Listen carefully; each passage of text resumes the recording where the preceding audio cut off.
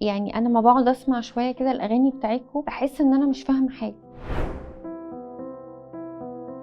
بتسمعوا اغاني غريبه، هل بتفهموا الكلام اللي بيتقال منها؟ مش كله برضه. خدت بالك ان في اغاني الفتره اللي فاتت كان فيها حاجات شويه من اللي ما ينفعش تتقال في اغنيه، زي الدين ان يدخلوا الدين في الاغاني؟ ايه رايك في الموضوع؟ حرام. حرام. يعني انا ما بقعد اسمع شويه كده الاغاني بتاعتكم بحس ان انا مش فاهمه حاجه، مفيش كلمات اقدر استوعبها. في تراكات بس بيقولوها بطريقة سريعة، بيحطوا عليها اوتوتيون بتغير.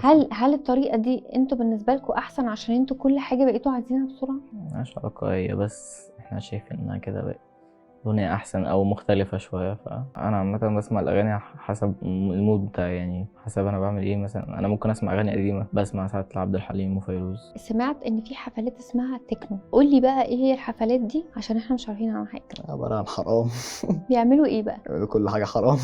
طب ليه الايام دي بقت ترند وبقت كل اغلبيه الناس، يعني مش كلهم، يعني بيحسوا بايه لما بيروحوها؟ هو هناك بيبقى تجمع لكل الناس أي حد عايز يعمل حاجة غلط بيروح هناك. في الآخر لو أنت عايز تعمل حاجة غلط بتروح هناك. طب ليه الغلط بقى كتير قوي؟ يعني ايه اسباب ان الغلط لا، بقى هو كتير قوي؟ الغلط مش كتير قوي، هو الغلط بقى معروف قوي.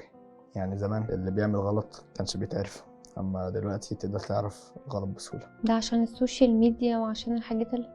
في التلفزيون وكده. طب انت حاسس ان الجيل ده مستهدف ان هو يفضل يعمل غلط او ينساق ورا حاجه معينه عشان يفقد قيمه واخلاقياته وكده، ولا حاسس ان هي تجربه وبتعدي وان دي حاجه عاديه عشان الانفتاح اللي احنا بقينا فيه؟ وكل جيل دايما بيبقى فيه جزء مظلم منه.